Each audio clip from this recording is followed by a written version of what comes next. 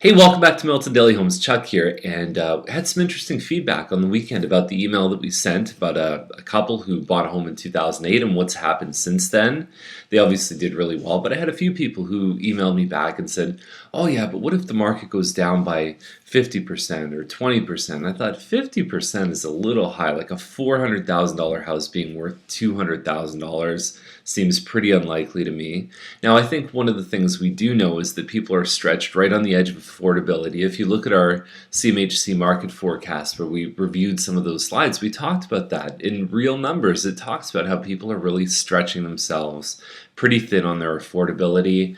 And so if interest rates change, that a small change in interest rates can have a big effect on monthly payments. So I think that's the biggest factor to watch out for, is what's happening with interest rates. And a rise in rates could put a lot of pressure on prices to come down. Again, I don't know if it's going to be 50%. That seems a little bit drastic to me, but 10% may not be that far off. Now, people always look at the worst case as, oh, now my house is worth less. But here's the thing, if you're moving to a bigger house, now the spread is actually less because that bigger home lost a lot more money than you did on your townhouse. So actually, when a down market takes place, it can be a great time for people to trade up and to move to a bigger home. And then when the market comes back, that bigger home actually starts to appreciate at a much more rapid rate. So anyways, we have 18 listings today, and you can see the inventory starting to pick up. People say to me, Chuck, is it better to shop now or look in the spring? Basically, what it's about is that right now there's less homes for sale, though it's starting to pick up. So it's sometimes you can't always find what you're looking for, but the prices do tend to kind of stay a little bit down through the Christmas months. So you can find sometimes a little bit of a better deal. If you wait till the spring, you're going to find that there's more listings for sale, but there's also a lot more competition with other buyers.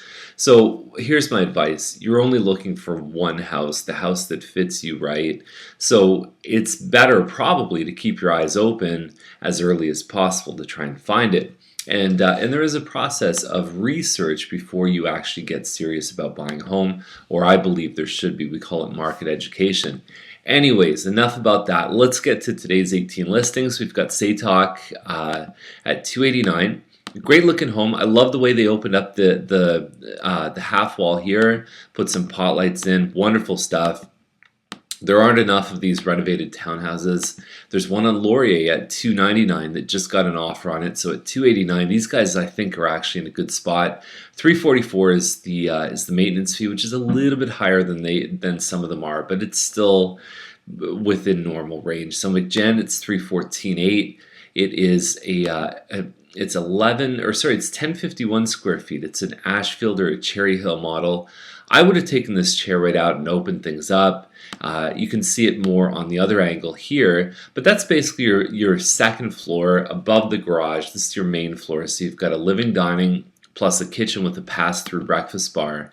And same thing here. They probably could have taken a couple things off the countertops. The fan could have gone. Sometimes hiding the cords are a good thing, but these are all minor things. I doubt someone would make a decision not to buy it based on that, but little tweaks that can really enhance the marketing. 314.8, we have seen indications that these homes are ready to kind of take a little bit of a kick up.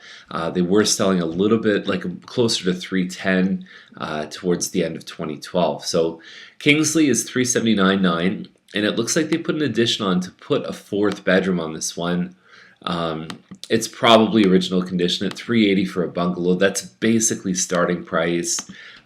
So if you can start with 4 bedrooms, the rooms aren't huge in these homes. That's just not the way they're built. Homes in the 50s and 60s, which is this generation, typically have larger lots. They don't have big closets. They've got small bedrooms, and they almost have a kitchen with an L-shaped living dining. It's very, very simple. You think about that traditional bungalow, much the same as this one here. That being said, I think you probably have $50,000 in playroom. If you were to renovate that one for $50,000, I think you'd get at least that back if you were smart in a home like that. Okay, so Kelly Gate is 386.9. Croftside model, end unit, 2-car parking in the driveway, 1,380 square feet. And heavy window coverings, you got to take that stuff out because really dark homes never sell as well as bright homes. And yeah, overall this one looks okay. They're kind of handmade pictures. They look like they were taken with an iPad or iPhone or BlackBerry. Got to close that toilet seat because that's the first thing you see. Whereas I really like what they did to open the shower up. A lot of these ones have a very small door, and this is very good news. It's good news for maintenance for the shower because you're actually breathing it better. You're getting more airflow, and it also just opens up this bathroom because it's not a huge bathroom. And I know that personal hygiene is important, but for washing things in the bathroom, you don't want to have that in the pictures. Even if it's there during showings, okay, but you don't want it in the photos. Not a good idea. 386.9, it has a finished basement. There's no photos of the finished basement, which I think is something that probably would have enhanced the showing value, at least online. You knock a finished basement off between 5 and 10,000 in value, you're probably looking at about 375, which is what they were selling for at the end of last year. Jebsen is a Bryn Mawr model, about 1750 square feet. No basement, so you've got this room right off the main entrance. You get upstairs. They did the little area here. There's a small office off the living room, which I think comes in really handy. Even for kids too, it's nice to be able to just keep an eye on what they're doing online. Maybe while you're chilling out there and there on the computer, but you can see what's on the screen. Nice kitchen layout. These ones don't have a true backyard. They basically have a deck above a double garage and 3 bedrooms upstairs, 2 full washrooms. That's it there. There's the deck, double garage. Overall, I've got to say this one looks pretty good. It looks like it's in the right range, so they should do fine. Hobbs Crescent 394.9. This is 2215 square feet, of which probably 300 or 400 of it is finished basement. You've got a main floor that's basically this here. They've laid it out about as well as you can. I always thought this was a structural wall, so just make sure that that it is in fact not needed for structure. I've never seen it. It's always, in any of the models I've seen, it's always gone right up to the ceiling. I like how they've opened it up. I think it really adds something to the layout here. Yeah, overall that's what you're getting. You can see the entire main floor there. Very clean, very tidy. The bedrooms upstairs are a great size, and you've got a good size finished basement too. 394 is pretty close to what they were selling for at the end of last year. Again, not a lot of information in January about what these homes are doing. McCandless is right beside the train tracks here, so you just you're going to hear it, especially on the second floor. And it looks like a Linwell model. End unit townhouse, probably 16 to 1700 square feet, and you can see there's a laundry here, plus there's a walkout balcony, and you can see the berm, the sloping hill that goes right in front of the train track. So nice stuff. It looks like you might have a little bit of a wider yard there. 419 will be a little bit tricky, although we did see an end unit with a finished basement sell for just over 400. So the first number should start with a 4. 419 is a little aggressive. These guys here on Stemmen actually started at 419 for about 24 hours and then decided to raise it to 422.8. So it's an Oakwood model, 1873 square feet. Right from the main entrance, you can see right through the house behind. So there's your front door. There's a little room where the turret is that you can use as a living room or an office or anything like that. Granite counters, undermount sink, which you don't see a lot in these models. And it looks like their color choices are pretty good too. So these models do sit, especially if they're nice, they do sit in the 4s. 422. I'm not sure if it's an end unit. If it's an end unit, they probably have an extra maybe 5 to 10,000 in value. So it might be possible. It's hard to tell here. It doesn't really say in the description if it's an end unit, or I didn't see it in the description. So Raider Court, semi-detached, 3-bedroom, 439 seems a bit high if it doesn't have a finished basement. It would have to be loaded with upgrades to really get that price. 1481 Clark is 454.5, and It's in the kitchen. I would say the feedback is anytime I've seen anything above kitchen cabinets, you want to take those down. For some reason, they never show well in the photos, and there's a lot of nice stuff to look at here. I think they've got a glass corner here, stainless steel appliances. The colors are pretty nice. Yeah, it's on a bit of a busier street. That looks like a maple staircase. There's their front living dining, and then you've got your family kitchen in the back there. Usually an entrance to the garage just over here. But a bit of a busier street. They are right across from a park, which I think helps them. Listed as a 4-bedroom, it's actually 3 bedrooms plus a loft area here, which if you closed it off, you could probably make a 4th bedroom. And there you go. Pretty quiet, nice neighborhood. You've got a lot of parks close by. You've got Hawthorne Village Public School. You've got Guardian Angels if you're in the Catholic stream. And overall, I think this one's ripe for the picking. I think that there's a lot to offer, especially with the neighborhood there. Like I said, street's a bit busier, but overall it's a good thing. Ruddy Crescent, you compare this, semi-detached, first of all, finished basement, a little bit more space than the detached, but 467.6. And I mean, come on, like, is that really the best showcase for this kitchen?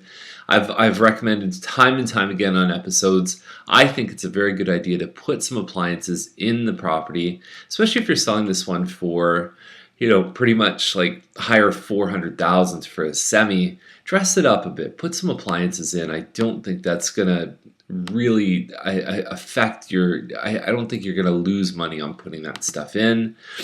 Open toilet seat. That's the finished basement. So 22, but it's actually got like 400 square feet in the basement, 400 or 500 square feet. So the actual main floor in the upstairs is probably somewhere around 1,700 square feet, 1,800 square feet. Overall, it's called a joy floor plan. I think if somebody paid this price, they would have less joy in their life. So Featherstone, 475. It's right in, it's just south of Main Street. Good location, close to the GO train, close to the Arts Center, library, all the rest of it.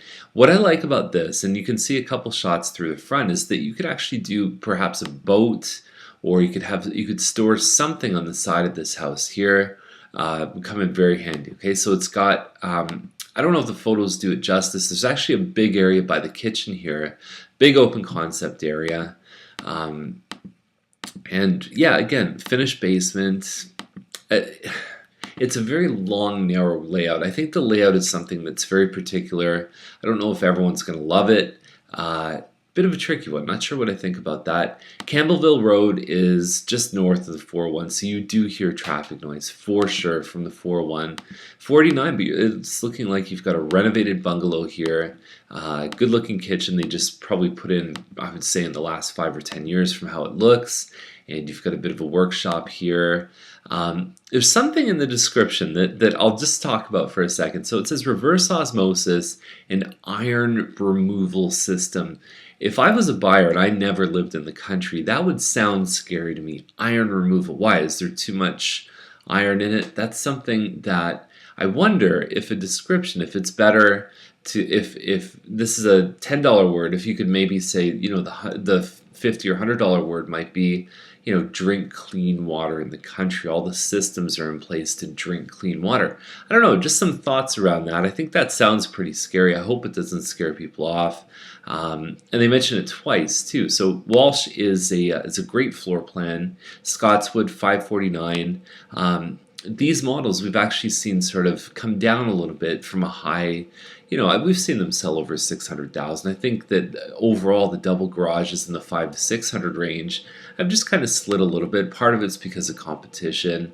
If it's nice inside, I know this one was listed before. They've got granite counters. I remember thinking it was a pretty good deal when I saw it. So Lansborough is 595. They talk about 20,000 in upgrades. I don't see $20 in upgrades from those two photos. So if they add more, hopefully it'll be a good thing. I like the balcony out here. It might be a Chester model. Just from the how it looks on the outside, it almost looks like the split level floor plan. Savaline is a Huxley. It's a little bit under 2,500 square feet. Nice stone and stucco on the outside. Upgraded light fixtures. You've got some great color choices here. You've got a deeper lot by about 30 feet, and then you also have some nice views of the escarpment, especially on the second level. It looks like they've done a really nice job in here. Move-in ready homes always command a premium, so $599, good to be under $600,000. McGinnis is $719. This is the largest home they put on a 46 by 80 foot lot. Looks like the 46 goes out to about 52 on this layout, so a bit of a pie shape. It's called a Vanderwood model, 3053 square feet, living, dining, plus there's a separate little den office area right in the front. You've got some wainscoting. There's your office in the front. Nice little use of that as a reading room.